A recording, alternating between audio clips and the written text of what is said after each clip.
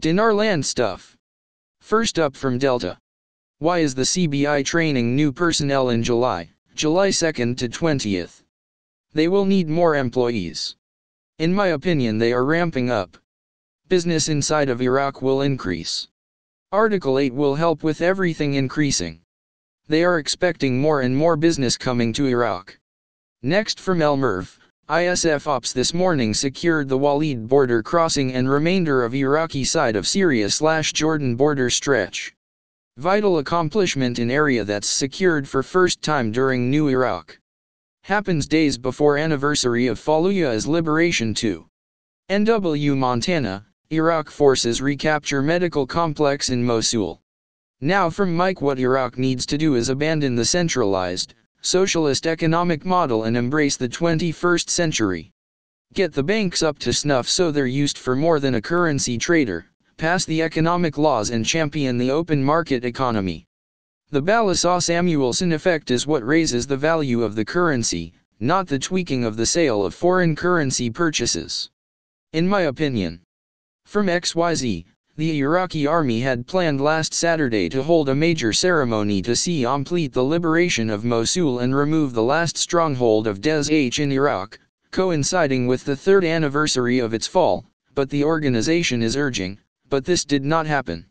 Instead, the army is still struggling to expel the terrorist group, which has shown a new and more aggressive determination than expected, despite the decline in the numbers of its militants.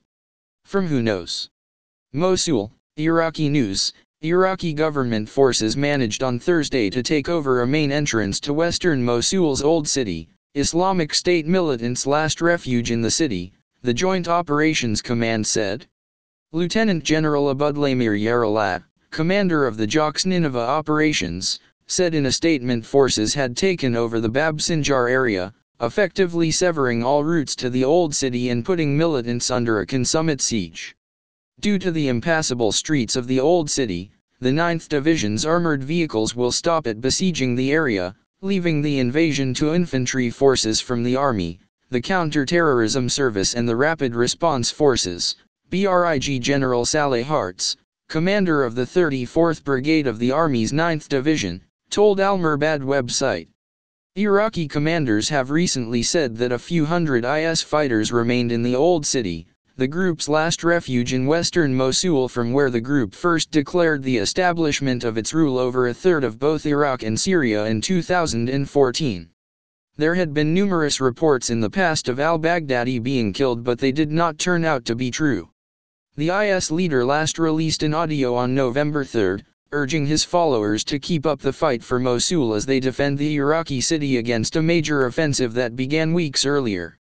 Russia said Friday it was verifying whether it had killed the leader of the Islamic State group in an airstrike targeting a meeting of IS leaders just outside the group's de facto capital in Syria, dealing a potentially severe blow to the extremist group as it fights to hang on to its strongholds in Syria and Iraq. Articles begin. Reuters, Iran should stop interfering in Iraq. Iraqi VP Alawi says by Amina Ismail Cairo Iran's support to Shiite groups in Iraq is obstructing efforts to bridge the sectarian divide ahead of a parliamentary election next year, Iraqi Vice President Iyad Alawi said on Friday.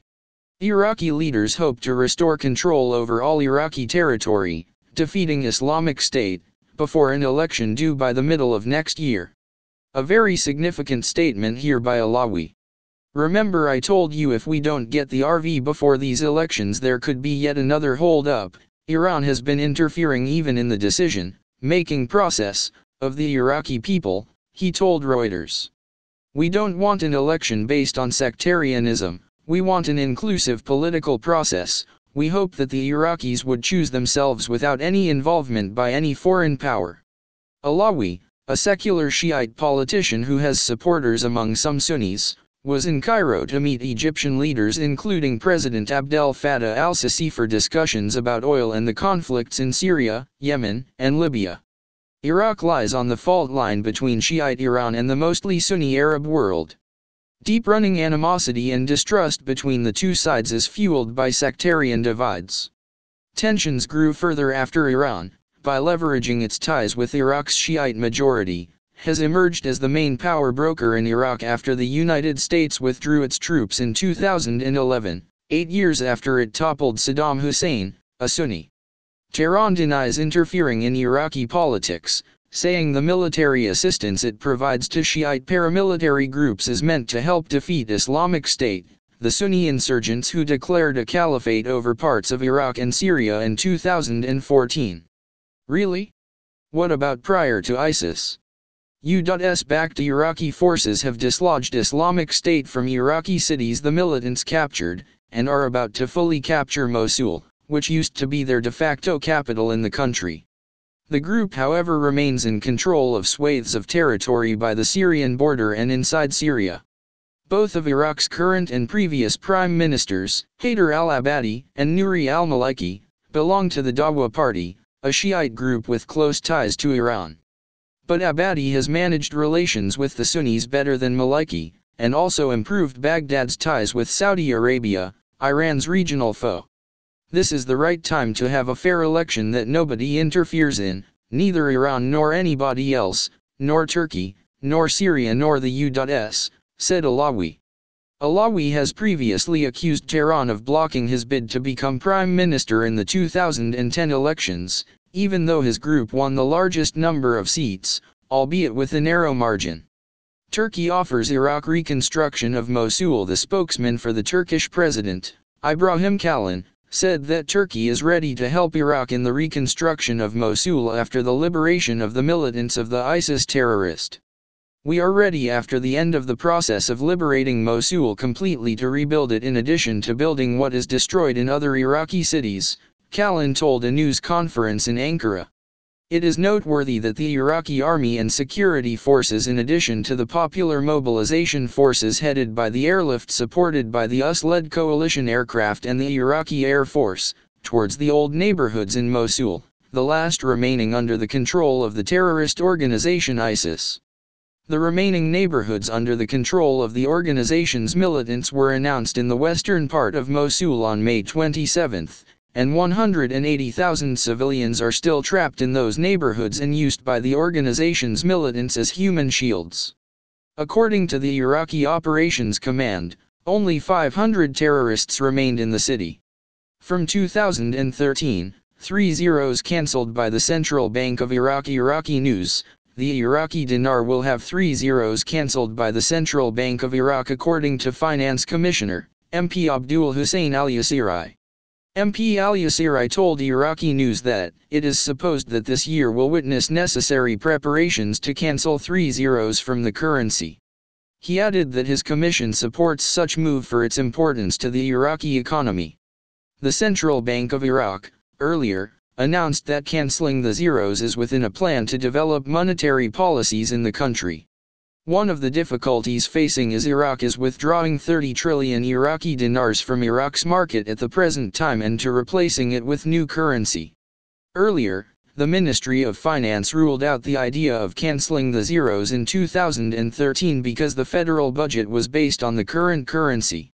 Fast forward 2017, CBI governor supports deleting the zeros. January 2, 2017 news revealed on the Iraqi Central Bank governor relations delete the zeros of the Iraqi currency, began to develop the first steps of the project to support the Iraqi dinar. Relationship in a statement said that the purpose of deleting the 3 zeros is supporting Iraqi dinar, make it a competitor for the foreign currencies, pointing out that this strategic project will serve the country's economy. The dinar will be included within the global currency basket in vital exchanges. He added that the bank is working on mechanisms to implement the project, and is expected to start with the beginning of 2017. He noted that the introduction of the new currency does not mean destruction of ancient coins, but will continue trading for about 10 years. Okay, so why do I bring these articles to you again and again? I do this because many of you are giving into this everyday/anyday RV as your hope instead of the facts and reality as your hope. You are being swindled by these charlatans who are using the RV as their tool to sucker you into their money-making schemes. So let's put all this stuff aside and look at what the CBI told us last about the project to delete the zeros. First, let me say it took such a long time just to convince many that this project was even significant. Remember the days when most of these so-called intel gurus did not even want to acknowledge this project? Now they are all on board too. What does this tell you? Well, one article is from the GOI, Finance Commission, and the other from the Central Bank of Iraq, CBI. So we see they are both support this move in currency reform. The second article from 2017 does not say anything about an RV in the beginning of 2017, but rather says it is expected to start with the beginning of 2017. But what does this statement mean? It means they expected to start the process, but later in April we read another article from the Finance Committee telling us they postponed the start timeframe until further notice. So where do we now stand on this project? Folks, they told us it was postponed until further notice, sometime in the future. That's is where we stand. The CBI has not told us anything else since. With all this past information and published articles on the subject matter, do you think they are going to tell us when and if they decide to continue once again with the project and give us a possible time frame? Remember, the CBI told the citizens, the popular crowd, that they fully intend to keep them informed throughout this entire process. So why would they now do something behind their backs? Why would they not want the citizens of Iraq to know about changes, as significant as they are, to their currency? Does this sound reasonable to you? Why would they not? Please don't give me this conspiracy stuff either. There is absolutely no reason to hide anything. Don't you think all the speculators and would-be investors are already watching this currency? No one will know the date or rate. So have we now heard from the CBI they are continuing? No. A big fat no. So why are the so-called intel gurus now telling you again this weekend is our weekend for the RV? Get ready for the roller coaster ride again. Why is one guru even telling you that 2 zeros have already been dropped and we wait for the next weeks to show the dropping of the last zero? How could this be? This is what this guru told us, of course only his opinion, as he doesn't even has the guts to stand by it, as he can't verify it. He knows it and knows it's probably rumors anyway. Dropped first zero late May 2017, 25,000 becomes 2,500. Dropped second zero mid-June, 2,500 becomes 250. Will drop third zero at end of June, 250 becomes 25. Really? My opinion, this guru tells us this is in country only. I feel this could be true, and this is probably is how it might happen. In fact, it will probably happen this way before it goes global. So I do think this may be the ultimate process. So there is some merit to what he says. I, like you, want to believe this is true, but folks, where is the evidence? Show me the changes, show me the facts. Any announcements from the CBI? Did the CBI launch any of the lower denominations?